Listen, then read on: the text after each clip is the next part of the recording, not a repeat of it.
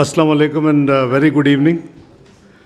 Thank you for joining us this evening at a very short notice, both the international and the local media. The idea is to walk you through and share with you the current situation. I'm sure you must be following the developments in our region for the last few days since 22nd of April. We would be sharing, three of us. I'm joined by DGISPR, Lieutenant General Ahmed Sharif, and my colleague, Mr. Shafqat Ali Khan, spokesperson and additional secretary for MOFA. We are obviously, as we speak, the entire region is facing a serious threat to its peace and stability owing to the politically motivated and highly provocative environment being created by India in the wake of Pahalgam attack in the Indian illegally occupied Jammu and Kashmir. The purpose of this interaction is to brief you about these developments and to share Pakistan's concerns at the highly irresponsible and destabilizing Indian actions and statements. We look forward to answering any questions after the briefing ends. Let me start by reiterating that Pakistan condemns terrorism in all its forms and manifestations. No cause or objective can possibly justify taking lives of innocent people. This is the national policy, and this is the Islamic policy. Killing of a human being tantamount, as per Quran, killing of the entire humanity. And saving a life tantamounts to saving the entire humanity. So we believe in that. Let me say that targeting of innocent civilians is surely deplorable and condemnable. And this is happening in many parts of the world, and we have been subscribing our views and our policy everywhere it happens. We are concerned over the loss of lives during the Pahalgam attack. We also extended our condolences. Being a victim of terrorism itself, no one can feel the pain of those impacted by this scourge like Pakistan. Ladies and gentlemen, as the member of the UN Security Council, Pakistan constructively engaged with the other members on the press statement which is issued by the UN Security Council on the Pahalgam incident in the Indian illegally occupied Jammu and Kashmir. The UN Security Council statement contains condemnation in the strongest possible terms of the incident. On the other hand, it is India that glorifies and even celebrates its assassination campaign and sponsoring of terrorism in Pakistan and other countries. No other country has sacrificed as much as Pakistan, nor suffered so much due to terrorism. More than 80,000 lives have been sacrificed. Economic losses of about over $150 billion have been incurred. And in totality, the impact, the economic and the indirect losses add up to close to $500 billion. We have been working closely with the international community to address this common threat. Since 22nd of April, Foreign Office has been actively involved and in interacting with the international community. At least a dozen foreign ministers, deputy prime ministers, and the Prime Minister, I have been in touch and have discussed and explained the situation. And I'm sure you being from the media must be already up to date, because MOFA as a policy, after each interaction with any dignitary, we make a very brief statement as to that interaction. The countless sacrifices made by our valiant law enforcement agencies as well as common citizens have helped address the threat of terrorism and contributed towards regional and international peace and stability. In fact, Pakistan has been a victim of terrorism that is planned, orchestrated, and sponsored by India. In this backdrop, it is preposterous to even suggest any kind of association of Pakistan with this incident. The hype that is created on each and every incident in India seems to be deliberate and choreographed. It is unfortunate that India continues to weaponize unsubstantiated accusations and allegations as part of its disinformation strategy for narrow political ends. This is not the first time that India has resorted to such tactics. They have done it before and they have resorted again to the same what they did in Pulwama incident and earlier ones.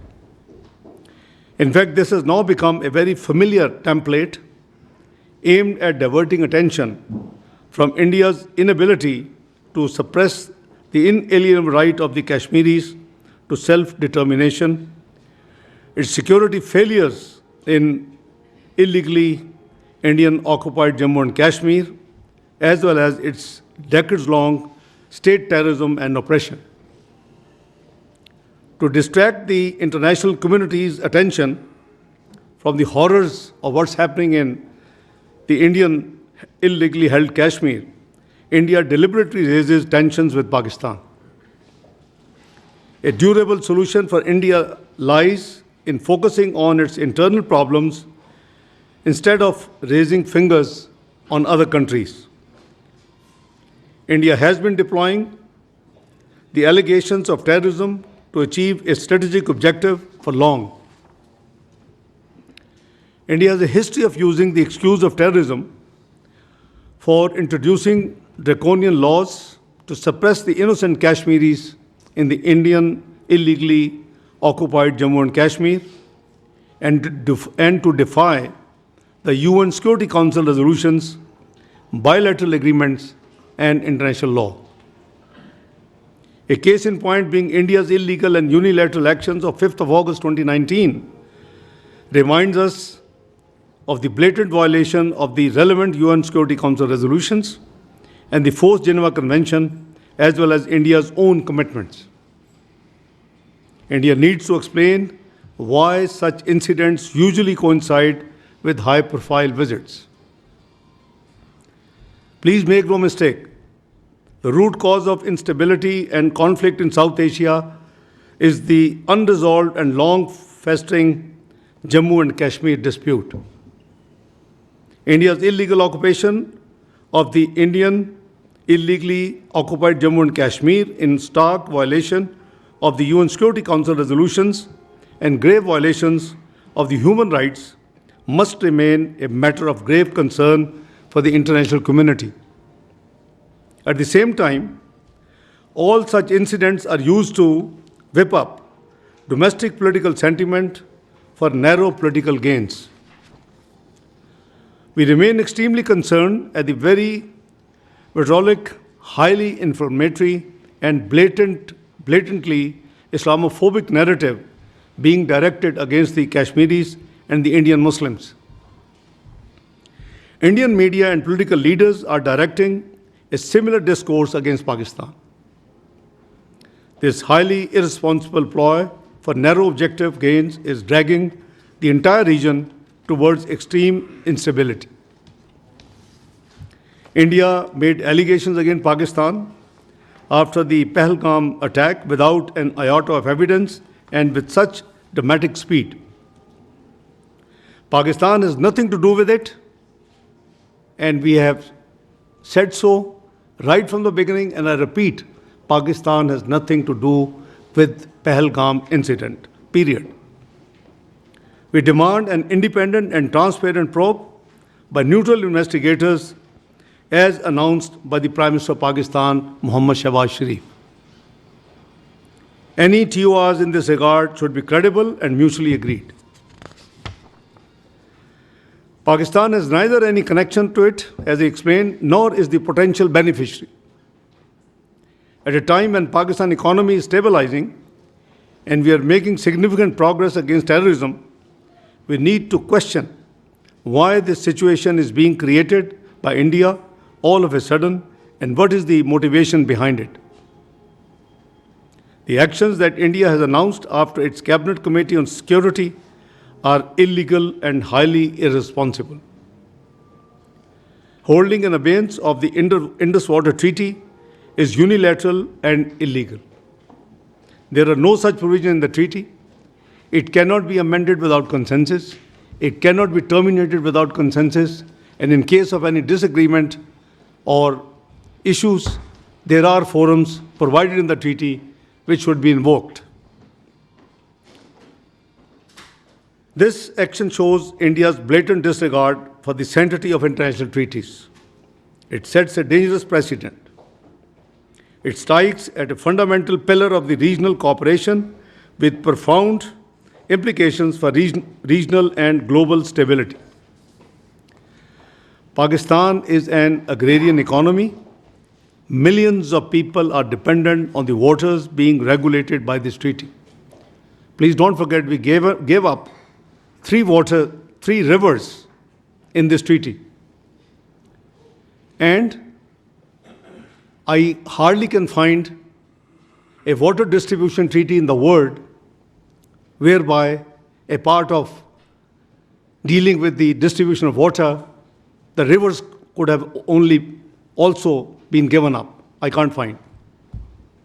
The National Security Committee of Pakistan has made it very clear that any attempt to stop or divert the flow of water belonging to Pakistan as per the Indus Water Treaty and the usurpation of the rights of the low riparian will be considered as an act of war.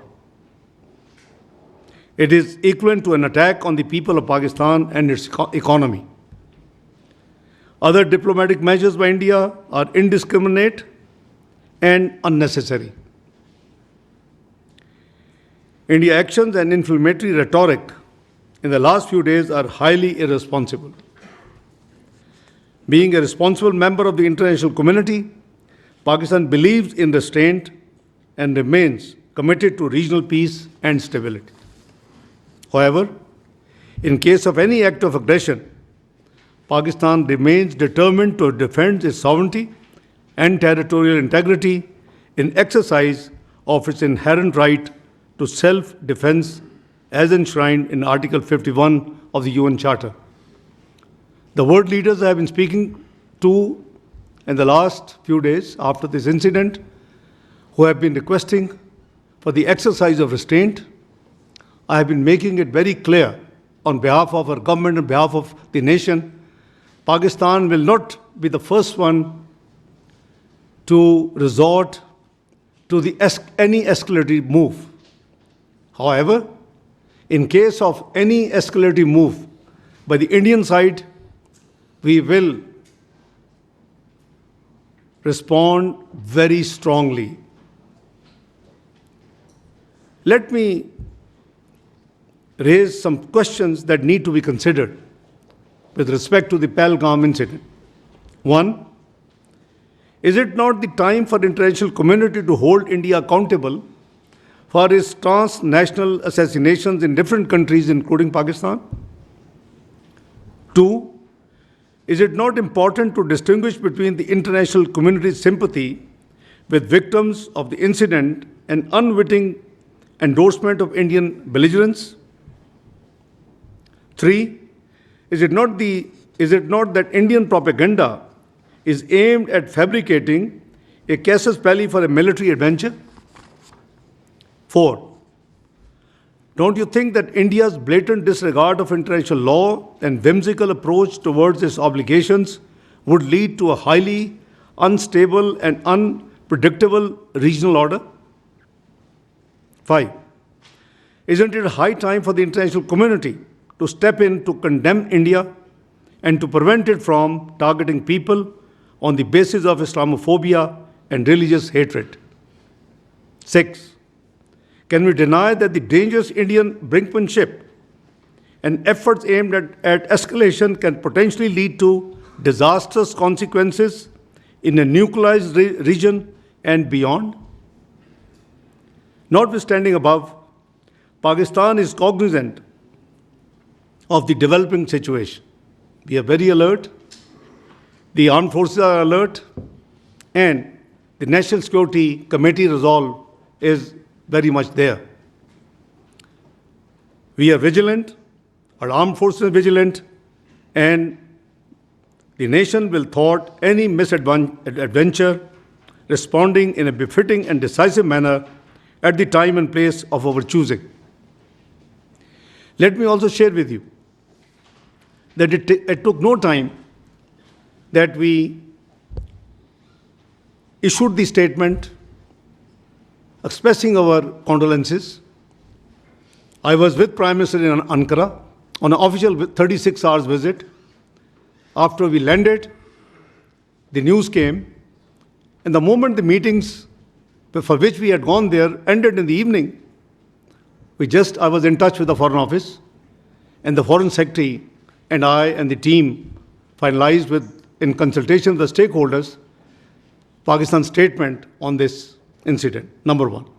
Number two, a press statement was lodged by US in the UN Security Council, and we received that statement, and prima facie there were two I'm not sure whether they were intentional or there were two important things which were missing there. One was missing, one was additional.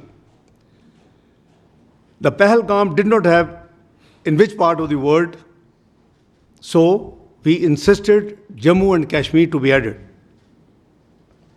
Number two, there was a reference to the resistance forum, and there was a condemnation of that forum. We were happy to do that, but we asked, can we have any evidence? Or even if they have self-claimed that they have done this, we'll be very happy. So obviously, we, on principles, all other 14 members agreed to our objections, amended the press statement, which has strongest condemnation with respect to the terrorist attack in Pahalgam. So don't tell me that Pakistan is not condemned. There are different forums of condemnation. Pakistan has condemned at the International Forum, where it is a responsible, one of the 15 members of the UN Security Council. Pakistan highest security forum, which is National Security Committee, has condemned it. We've condemned terrorism in all its manifestation, all forms and manifestations. Prime Minister has given a very clear condemnation statement when he offered the independent inquiry, impartial, transparent inquiry by independent, actors. So this is something rhetoric which the other side has been playing, that we did not condemn, we didn't do this. That is all wrong. So this is a brief detail I have shared with you, my opening statement. My colleagues sitting with me, spokesperson will walk you through with more detailed specific facts, and then where necessary, Lieutenant General Sharif would step in to augment the facts. So over to you, Shafqat sir. Thank you. Thank you.